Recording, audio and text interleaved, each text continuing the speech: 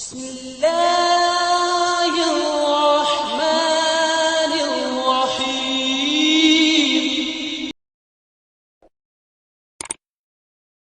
صلاۃ و تسلیم کے صدقے و طفیل مجھے حق کہنے کی توفیق عطا فرما۔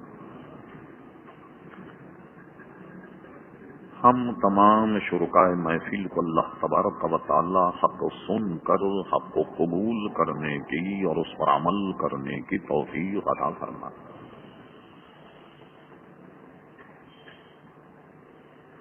آپ کے علم میں ہے یہ ذی الحجہ کا آخری تاریخ اور آخری مہینہ۔ گزشتہ ہم نے 18 ذی الحجہ جو سیدنا عثمان غنی رضی اللہ عنہ کا یوم شہادت ہے اس سے متعلق ہم نے گفتگو کی۔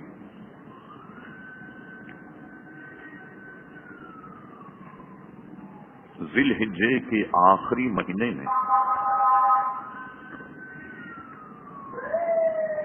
ایک بہت بڑا واقعہ پیش آیا اور وہ یہ تھا کہ حضور علیہ الصلوۃ والسلام کے دوسرے خلیفہ حضرت عمر فاروق رضی اللہ تعالیٰ عنہ کو شہید کیا گیا، اور یہ باتیں بین طور پر احادیث کی مستند کتابوں میں موجود ہیں کہ حضرت فاروق اعظم رضی اللہ تعالیٰ عنہ کے بعد فتنے کا ایسا دروازہ کھلے گا کہ جو قیامت تک بند نہیں ہوگا، اور یہی ہوا کہ حضرت فاروق اعظم رضی اللہ عنہ کی شہادت کے بعد جو فتنے کا دروازہ کھلا ہے وہ آج تک بند نہیں ہوا۔ عموماً مشہور یہ ہے ذی الحجہ کی آخری تاریخوں میں آپ زخمی ہوئے اور 2 یا 3 دن رہنے کے بعد یکم محرم کو آپ کا وصال شریف ہوا۔ اس اعتبار سے اہل سنت و جماعت یکم محرم حضرت فاروق اعظم رضی اللہ تعالیٰ عنہ کی یاد اور ان کا یوم شہادت مناتے کہ ان کے احسانات اس امت پر اتنے ہیں کہ شمار نہیں کیے جا سکتے، تو ان کے ایام شہادت میں ان کا ذکر نہ کیا جائے تو یہ ہماری کم نصیبی ہوگی، اس لیے ہم نے مناسب سمجھا کہ آج حضرت فاروق اعظم رضی اللہ عنہ کے زندگی کے چند گوشے بیان کیے جائیں۔ حضرت فاروق اعظم رضی اللہ عنہ ایسی ہماجہت شخصیت ہیں کہ ان کے مسلمان ہونے سے پہلے کے بھی کچھ واقعات ایسے ہیں کہ جس پر ایک باب باندھ کر ذکر کیا جا سکتا۔ قریش میں جب بہت بڑے بڑے جھگڑے کہیں ہوتے تو اس کا تصفیہ یا سفارت کا کام حضرت فاروق اعظم رضی اللہ عنہ کے خاندان ہی کو تفویض تھے۔ اسلام قبول کرنے سے پہلے بھی وہ قریش کے بہت بڑے سردار اور بہت بڑے عزت دار آدمی تھے۔ اسلام قبول کرنے کے بعد جو اسلام کا بھلا ہوا اور ہر طرف اسلام پھیلا وہ ایک بہت تاریخی واقعہ۔ قبول اسلام بھی اتنا طویل واقعات و احادیث ہیں کہ اسے عنوان بنا کر گفتگو کی جائے گھنٹوں درکار۔ ہم نے مناسب سمجھا کہ ان کی زندگی کے چند چیدہ واقعات کو کہ جس سے ان کی شخصیت آپ کے ذہن میں راسخ ہو جائے کہ وہ کتنے قداور آدمی ہر اعتبار سے اس کا ہم تذکرہ کرتے۔ یہ جو آیت تلاوت کی ہم نے محمد الرسول اللہ، محمد صلی اللہ علیہ وسلم اللہ کے رسول، والذین معہ اور جو ان کے ساتھی ہیں، اشداء علی الکفار کافروں پر بڑے سخت، رحما او بینہم، مگر آپس میں بڑے رحم دل، تراہم رکعا سجدا، جب تم انہیں دیکھو گے تو انہیں رکوع اور سجود کرتے ہوئے دیکھو گے۔ اس آیت کا مفہوم یہ ہے، علماء اس کے معنی کو یوں تقسیم کرتے ہیں کہ حضور کی اعلان نبوت کے بعد فوراً فرما والذین معہ، جو حضور کے ساتھی ہیں، فرماتے ہیں یہ آیت حضرت صدیق اکبر رضی اللہ تعالی عنہ اس کے مظہر ہیں کہ والذین معہ، جو حضور کے ساتھی۔ تمام صحابہ اس کے عموم میں تو ہیں، مگر علماء فرماتے ہیں کہ اس سے مراد حضرت صدیق اکبر کی ذات اس لیے ہونی چاہیے کہ سب سے زیادہ ساتھ حضور علیہ السلام کا حضرت صدیق اکبر کو میسر آئے۔ پھر فرما اشداء علی الکفار، تمام صحابہ کافروں پر بڑے سخت، لیکن حضرت فاروق اعظم رضی اللہ عنہ نے اس میں بڑا کمال اور شہرت پائی، تو فرماتے ہیں کہ اشداء علی الکفار سے مراد حضرت فاروق اعظم کی ذات ہونی چاہیے۔ اور اس کے بعد فرمایا رحما و بینہم، کے آپس میں بڑے رحم دل، رحم، حلم، صبر، درگزر، یہ جذبات تمام صحابہ کرام میں موجود، لیکن بدرجہ اولا یہ بات حضرت عثمان غنی میں پائی جاتی، تو فرما تو رحما و بینہم، اس کی مظہر حضرت عثمان غنی کی ذات۔ تراہم رکعا سجدا، تمام صحابہ پکے نمازی تھے، لیکن نماز کے معاملے میں شہرت حضرت علی کو بہت زیادہ حاصل ہوئی۔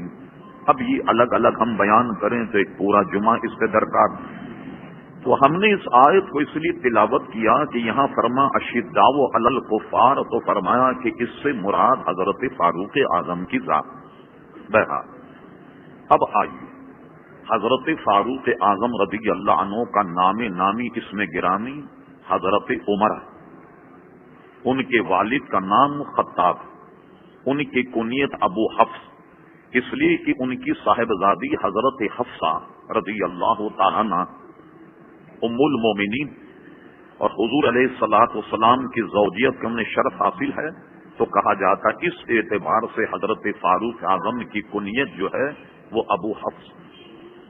فاروق یا فاروق اعظم یہ آپ کا لقب، اس لقب کی وجہ علماء نے، امام سیوطی نے اور دیگر محدثین نے یہ بیان کی کہ حضرت فاروق اعظم رضی اللہ تعالیٰ عنہ 39 مرد 11 خواتین، ان کے بعد میں آپ نے جو مشرف ہوئی اسلام، تو ان کے بعد آپ اسلام لائے۔ یعنی یہ ایک عجیب اتفاق کہ مسلمانوں کا 40 کا عدد حضرت فاروق اعظم کے اسلام لانے کے بعد پورا ہوا کہ اب 40 آدمی نے اسلام قبول کر لیا اور 11 خواتین۔ جب آپ اسلام لائے تو لانے کے بعد حضور علیہ السلام سے عرض کی یا رسول اللہ صلی اللہ علیہ وسلم، کیا ہمارا دین حق نہیں؟ کہا بالکل حق۔ کیا ہم حق پہ نہیں؟ کہا بالکل حق پہ۔ تو یہ اللہ تبارک و تعالیٰ کی حکمت تھی کہ حضور علیہ الصلوۃ والسلام دین کی تبلیغ خفیہ کیا کرتے تھے، ببانگ دخل نہیں بلکہ خفیہ تبلیغ ہوتی، یہ اللہ اور اس کے رسول کی حکمت۔ لیکن فاروق اعظم نے کہا جب ہمارا دین حق، ہمارا مذہب حق اور ہمارا راستہ حق، تو اب ہمیں ڈرنے کی یا خفیہ تبلیغ کی کیا ضرورت؟ فاروق اعظم میدان میں آ گئے اور جا کر حرم شریف میں ببانگ دہل نماز پڑھنے لگے اور اسلام کی تبلیغ سر عام ہونے لگی۔ اب جب اسلام کی تبلیغ سر عام ہوئی تو اب کیا ہوا؟ یہ تفریق ہو گئی کہ یہ مسلمان ہیں اور یہ مسلمان نہیں۔ اس فرق اور فاریق کی وجہ سے، تفریق کی وجہ سے ان کا لقب مشہور ہو گیا فاروق اعظم۔ یعنی ایک مسلمانوں کا گروہ الگ ہو گیا، کافروں کا گروہ الگ ہو گیا۔ اس فرق کی بنیاد پر حضرت عمر فاروق رضی اللہ تعالیٰ عنہ کو فاروق اعظم کہا جاتا۔ اب آئیے، حضرت فاروق اعظم رضی اللہ تعالیٰ عنہ جب اسلام لائے، یہ واقعہ بھی بڑا عجیب و غریب۔ اللہ تبارک و تعالیٰ کی حکمت دیکھیے کہ ایک جگہ پورے معروف قسم کے لوگ جمع تھے، اور قرارداد یہ تھی دار ارقم میں کہ حضور علیہ الصلوۃ والسلام نے ہمیں بڑا پریشان کیا ہوا، یہ 360 خداؤں کو چھوڑ کر کہتے ہیں ایک خدا کی پرستش کی جائے، تو حضور علیہ الصلوۃ والسلام کی حیات آپ کی حیات کا چراغ کیسے گل کیا جائے، یعنی حضور علیہ السلام کو شہید کرنے کی تدبیریں ہوئی۔ اب سب لوگ بیٹھے اور طے یہ ہو گیا کہ الیاذ باللہ حضور کو قتل کر دیا جائے۔ اب کام کرے گا کون؟ سب لوگ آپس میں ایک دوسرے کو دیکھ رہے ہیں، تو فاروق اعظم کھڑے ہو گئے کہ یہ کام میں اپنے ذمے لیتا ہوں۔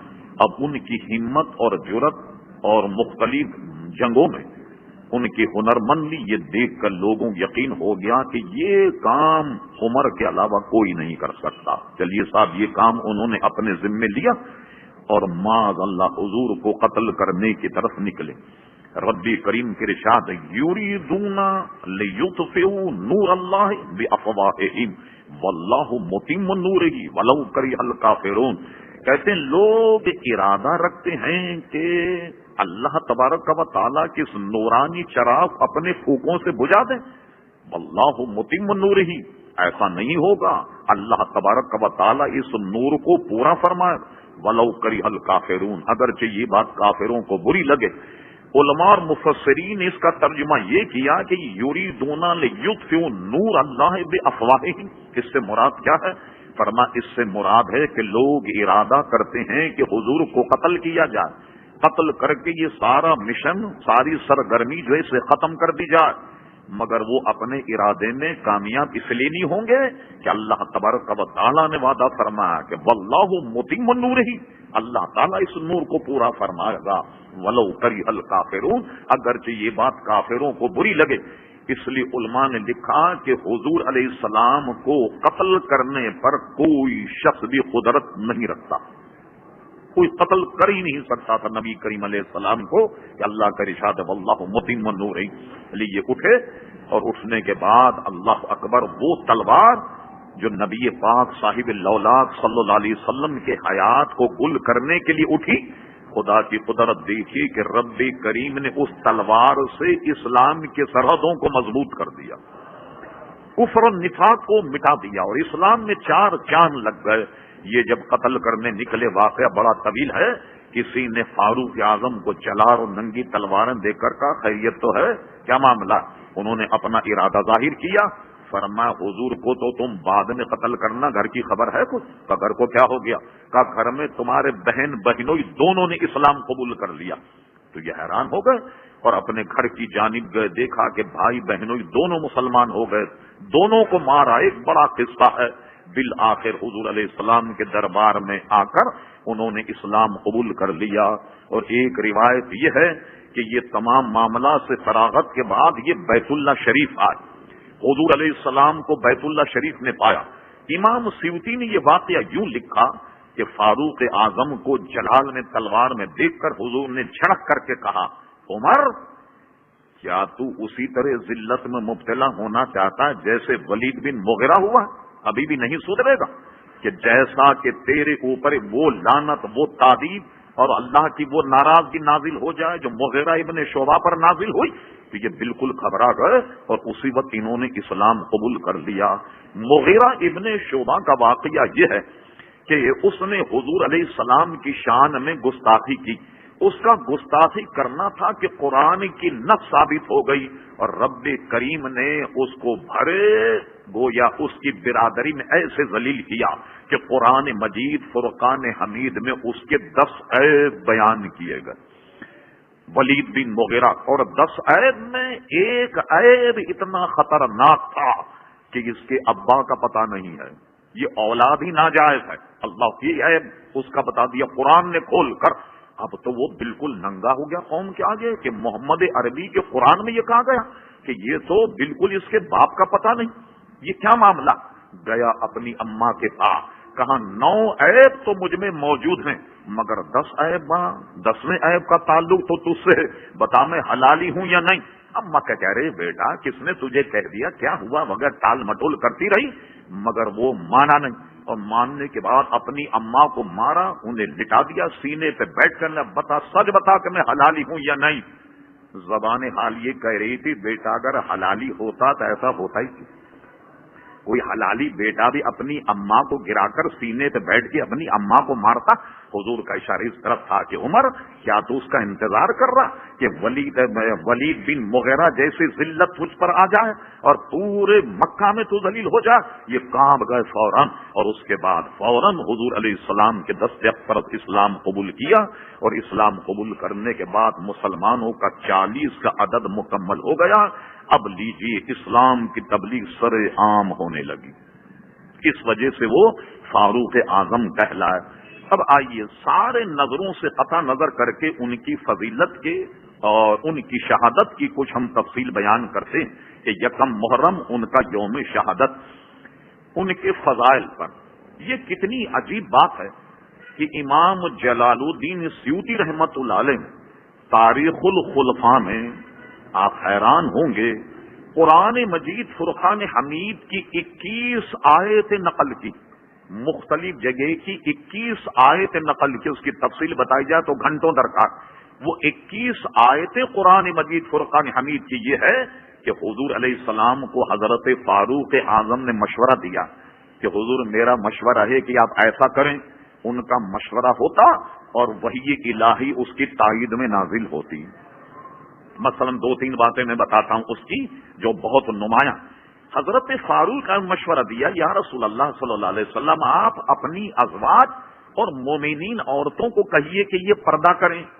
حضور نے ان کا مشورہ سن لیا. آیت نازل ہو گئی مسلمان خواتین کے پردہ کرنے. سبحان اللہ.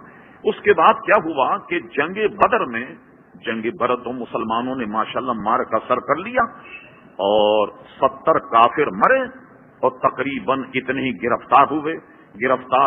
گرفتار ہونے کے بعد حضور نے صحابہ سے مشورہ کیا ان کا کیا کیا جائے.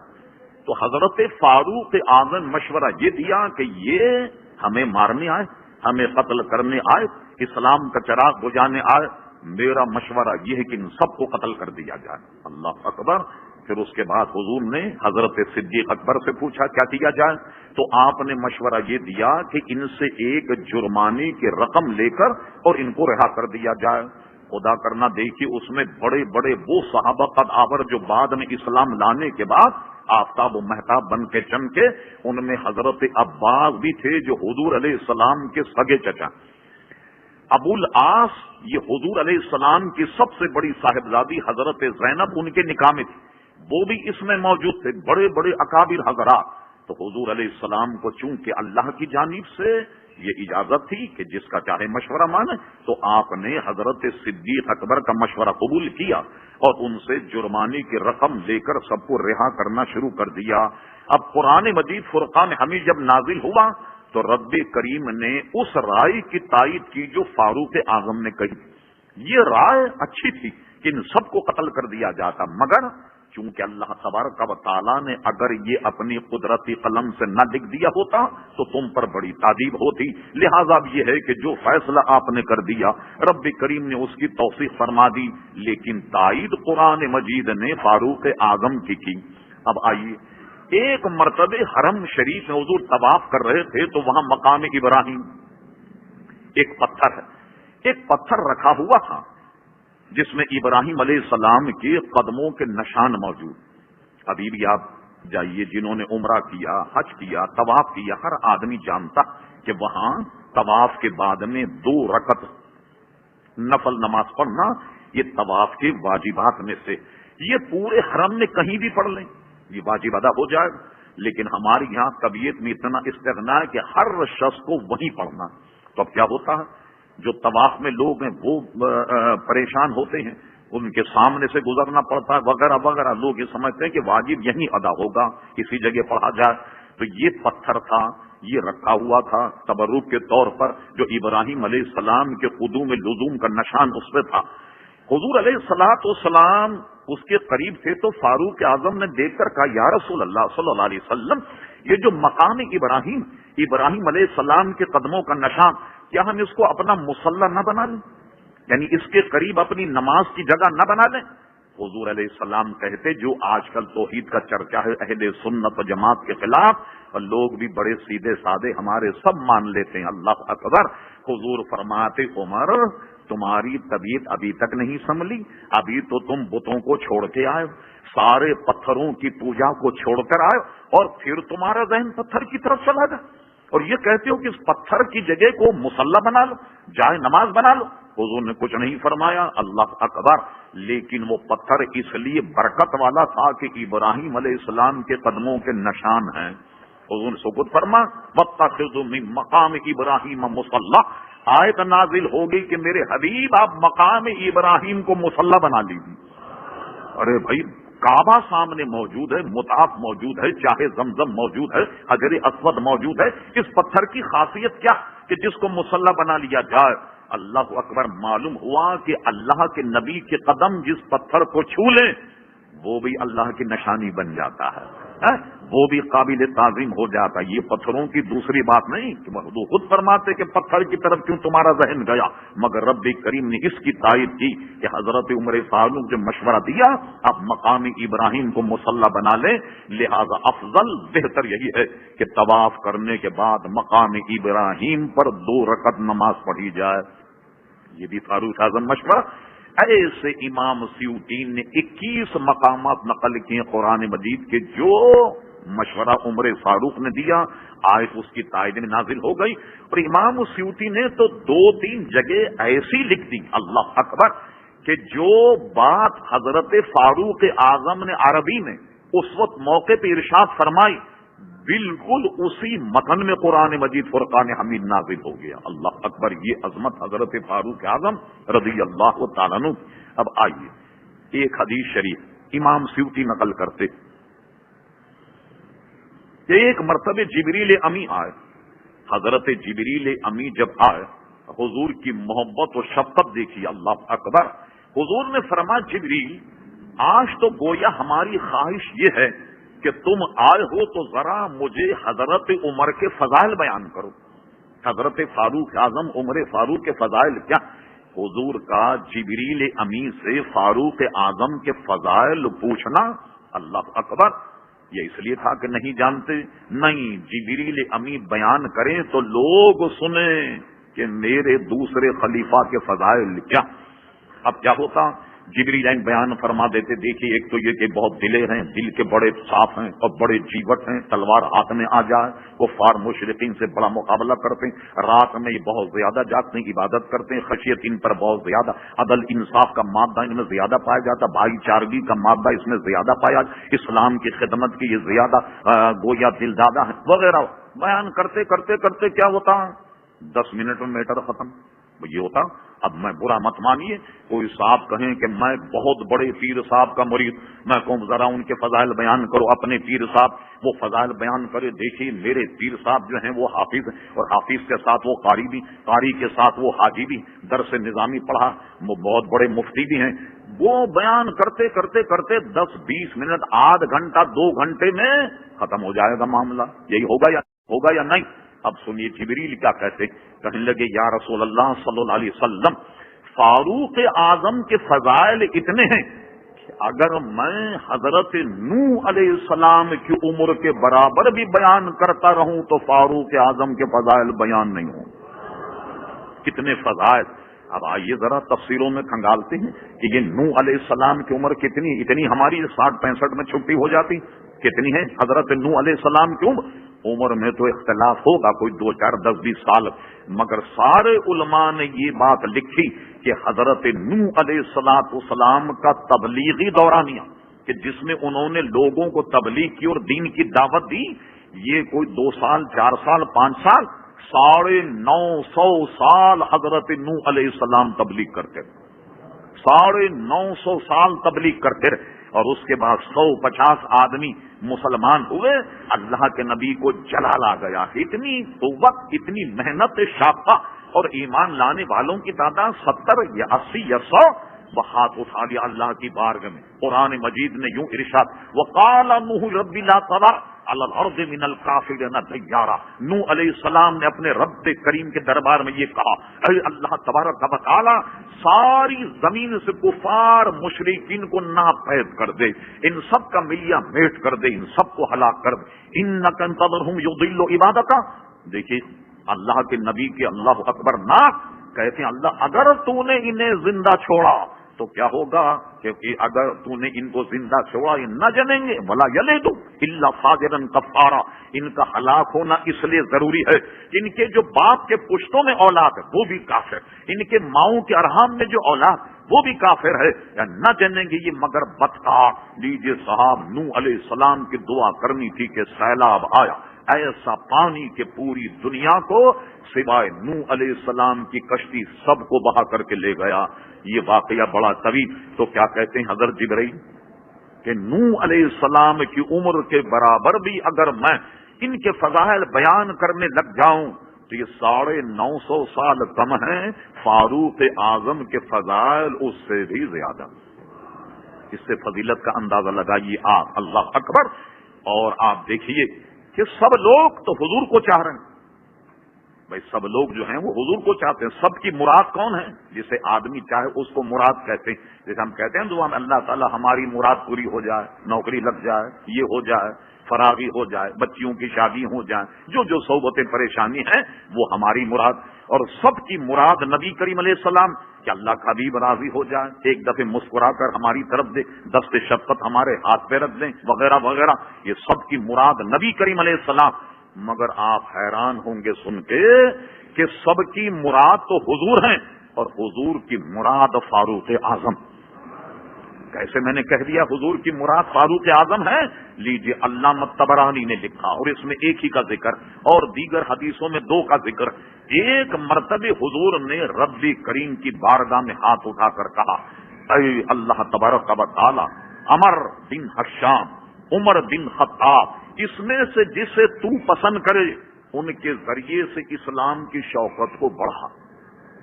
یعنی کلمہ طیبہ سے ان کو بہراور, ایمان کے روشنی سے انہیں بہراور کر اور اس سے تو اسلام میں 4 چاند لگا دے, اسلام کی شوقت کو بڑھا دے.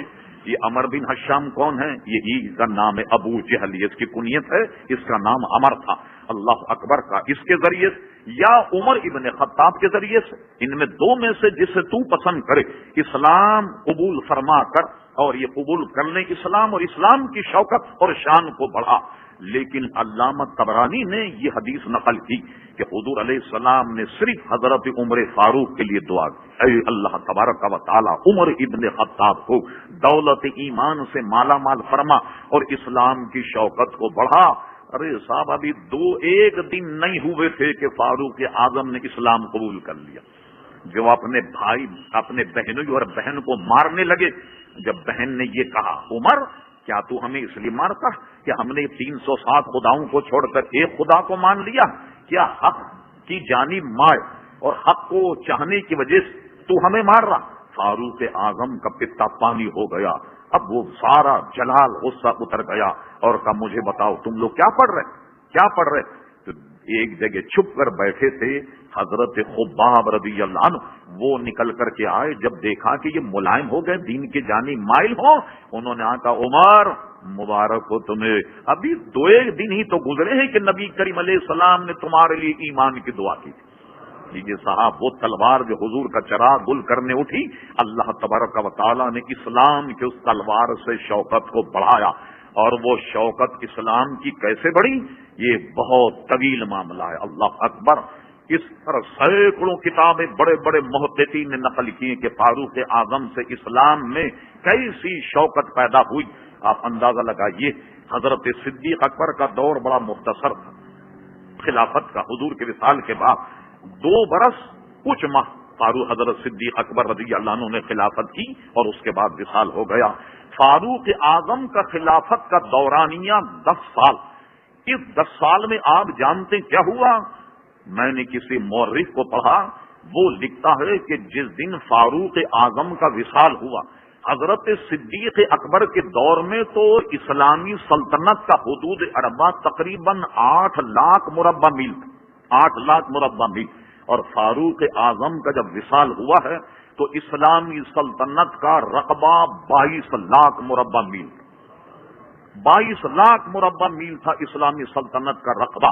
تو آپ نے دیکھا کہ شان اور شوکت کیسے بڑھی۔ اللہ اکبر، یہ فاروق اعظم رضی اللہ عنہ کی برکت اور حضور علیہ السلام کا خاص ان کے لیے دعا کرنا کہ یہ مسلمان ہوں اور اس سے اسلام کی شوکت جو ہے اسے بڑھایا جائے، یہ اللہ اکبر فاروق اعظم رضی اللہ عنہ کا کمال۔ آئیے چیدہ معاملہ، یہ حکمراں، میں آپ سے صحیح کہتا ہوں، یہ آج کل کے حکمراں، مسلم حکمراں، کچھ نہیں تو فاروق اعظم کی سیرت کو پڑھ لیں، ان سب کے دماغ کا بخار دور ہو جائے، یہ سمجھنے کہ عدل کیا ہوتا، نظام حکومت کیسے چلایا جائے، کس طریقے سے قوم کی خدمت کی جائے، کس طریقے سے مہمات جو ہیں وہ اپنے نتیجے پہنچا جائے۔ میں ان کے چند نکات بیان کرتا ہوں، وقت تو بہت کم رہ گیا مگر سنیے۔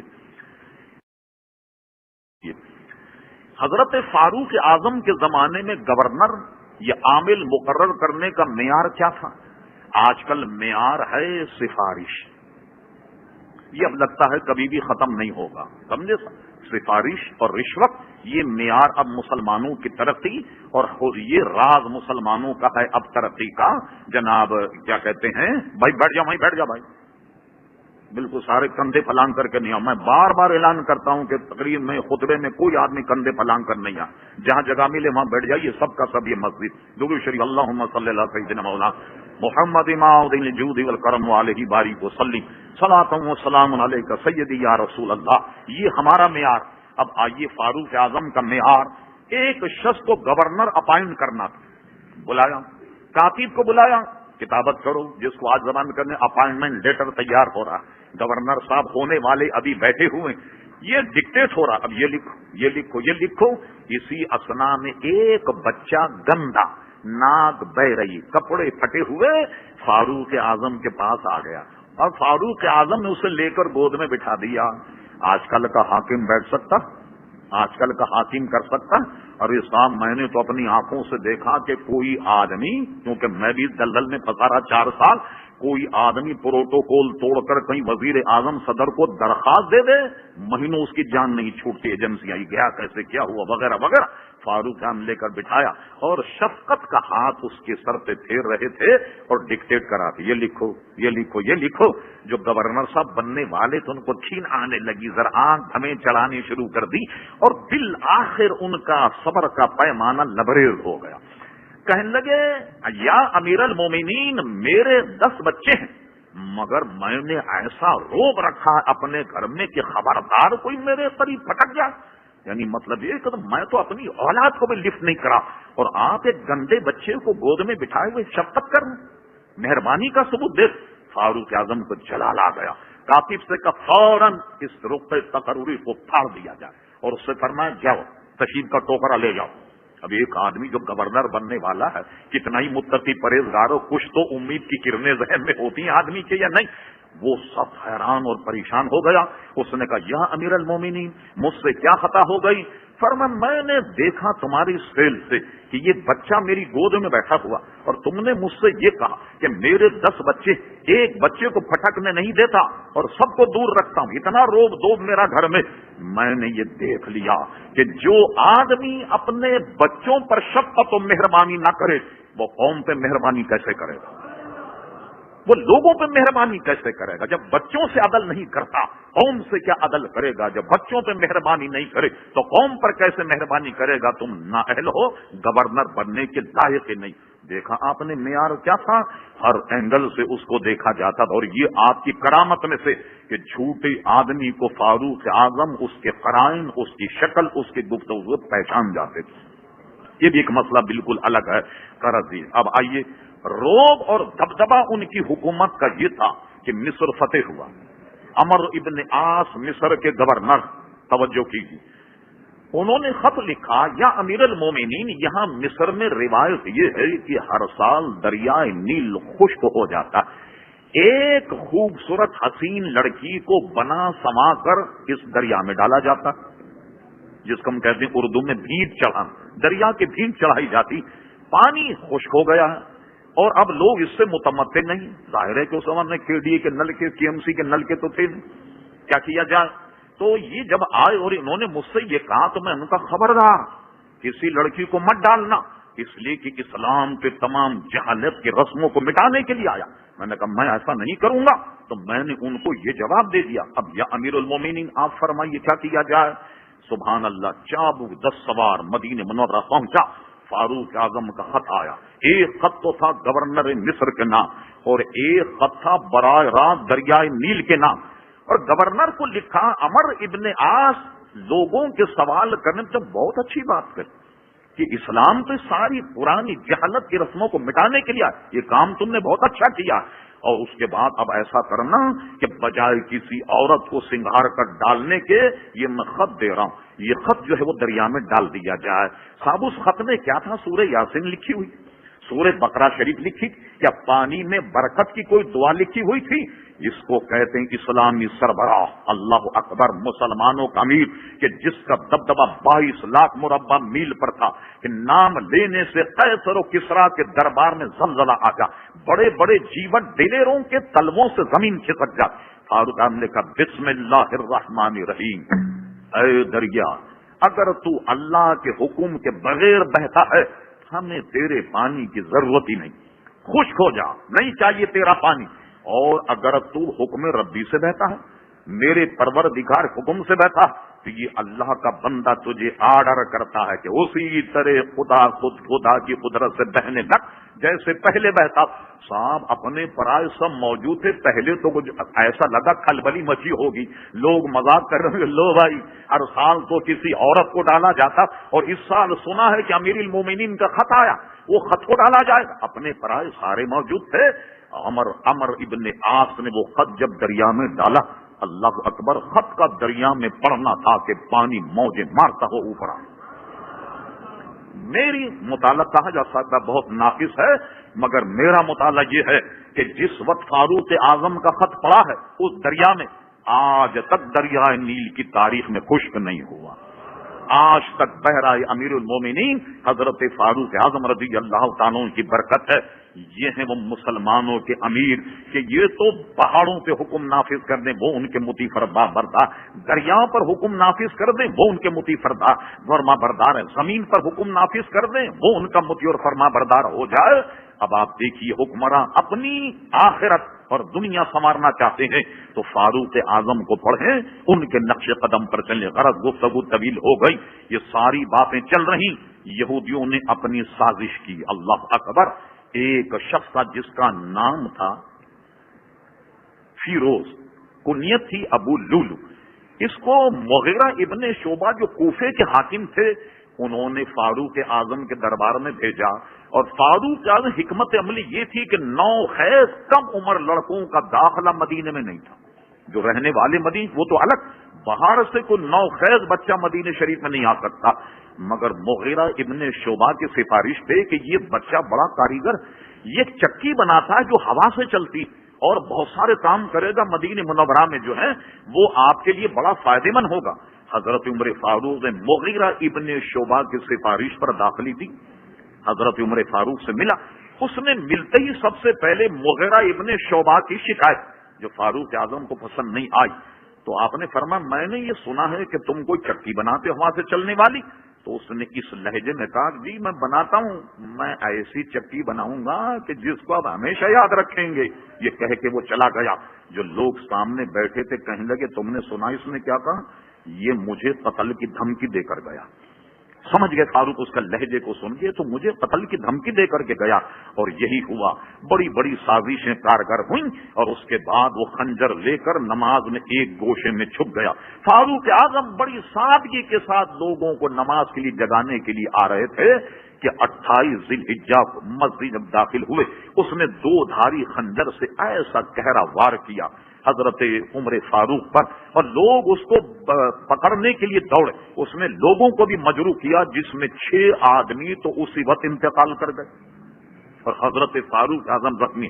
اتنا زخم کاری لگا کہ ان کے گھر والوں نے شربت پلایا تو وہ معدے سے نکل کر کے نیچے بہنے لگا. اب فاروق اعظم سمجھ گئے کہ میری موت کا وقت آ گیا. میں 2-4 منٹ آپ کے زیادہ لے رہا ہوں. آپ نے اپنے بیٹے عبداللہ ابن عمر کو بلا. جب دیکھا کہ اب میری موت کا وقت آ گیا, فرمایا یا عبداللہ, ام المومنین حضرت عائشہ صدیق کے پاس جاؤ اور جا کر کے ان سے ایک بھیک مانگو. کیا بھیک مانگ رہے ہیں؟ پیسوں کی مانگ رہے ہیں, جائیداد کی مانگ رہے ہیں؟ فرمایا یہ بھیک مانگو کہ تم نے روضے رسول میں اپنے حجرے میں جو جگہ اپنی دفن کی رکھی ہے, آج عمر تم سے بھیک مانگتا, وہ جگہ مجھے دے. حضرت عبداللہ گئے دوڑتے ہوئے ام المومنین سے ملے. ام المومنین نے بڑا طاری ساز جملہ جو صحیح ستہ میں موجود کہا, یا عبداللہ آج تو میں اپنے اوپر تمہارے باپ کو فوقیت دوں گی اور جا کر بتا دو کہ میں نے اپنی جگہ تمہیں دے دی. یہ کتنا بڑا ایثار ہے. اللہ اکبر. وہ حجرہ کہ جس میں پیارے مصطفیٰ جلوہ گر ام المومنین نے وہ جگہ انہیں دی, اور اس تاریخ میں ہم نے پڑھا حضرت ام المومنین جنت البقیع میں دفن ہوئی اور اپنی جگہ فاروق اعظم کو دی. جب صاحبزادے آئے کہ لیجیے ام المومنین نے اپنی جگہ آپ کو عطا فرما دی. کہا یہ بہت بڑا مسئلہ تھا. جب فاروق اعظم کا وصال ہوا تو عزیزان گرامی کے روض رسول میں حضرت فاروق اعظم رضی اللہ عنہ کو دفنایا گیا. یہ تو عمر فاروق رضی اللہ عنہ کہ جنہوں نے دنیا پر فقیرانہ لباس پہن کر ایسی حکومت کی ہے کہ اللہ اکبر, ساری دنیا اور دشمن ان کے نام سے کانپتی تھی. اور ایک بات بس اپنے ذہن میں جو میں بارہا کہہ چکا ہوں آپ کو, وہ یہ ہے کہ فاروق اعظم کا دبدبہ جدھر فوجیں بھیجی, ارے دوپہر کہیں, شام کہیں, رات کہیں, فتوحات کا تھا, بڑی بڑی سپر پاوروں کو پیروں تلے رونگ دیا. لوگوں نے آن کر راز پوچھا کہ عمر تمہاری فتوحات کا راز کیا ہے؟ ساری دنیا کو اپنا دشمن بنا لیا, ساری دنیا کو تم نے للکار لیا, راز کیا؟ وہ راز یہ کہتے میرے پاس 20 ایٹم بم ہیں, میرے پاس 6 لاکھ فوج ہے, ساری دنیا کی اینٹ سے بجا دوں گا اگر تم نے گڑبڑ کی. انہوں کا غیر ملکی سفروں کا سنو, ہمارا راز یہ ہے کہ تمہارے بادشاہوں نے تمہیں زندگی سے محبت کرنا سکھایا اور ہمارے نبی نے ہمیں موت سے محبت کرنا سکھایا. اور جس آدمی کو دولت, دنیا, متاع دنیا اس سے محبت نہ ہو اور اسے موت سے محبت ہو جائے, وہ انسان ناقابل تسخیر ہوتا ہے. یہی وجہ کہ صحابہ کرام کو موت سے محبت تھی, ساری دنیا کو فتح کر گئے. ایک ہم ہیں کہ اپنی حالت کو لیا بگاڑ, ایک وہ ہیں جنہیں تصویر بنا آتی. آج ہم کیا کہتے ہیں, ارے صاحب کیا کریں, قسمت ہی خراب ہے ہماری, بھارتیوں سے جنگ ہار گئے, قسمت ہی ہماری خراب ہے, روس سے ہم ڈر رہے تو ہماری قسمت ہی خراب, جناب امریکہ کے غلام بن گئے, ہماری تو قسمت ہی خراب. اقبال اس کو جھنجھوڑ کر کہتا, تیرے دریا میں طوفان کیوں نہیں, تیرے دریا میں طوفان کیوں نہیں, خودی تیری مسلمان کیوں نہیں, بیکار ہے شکوہ تقدیر یزداں, بیکار ہے شکوہ تقدیر یزداں, تو خود تقدیر یزداں کیوں نہیں ہے. وما علینا الا البلاغ.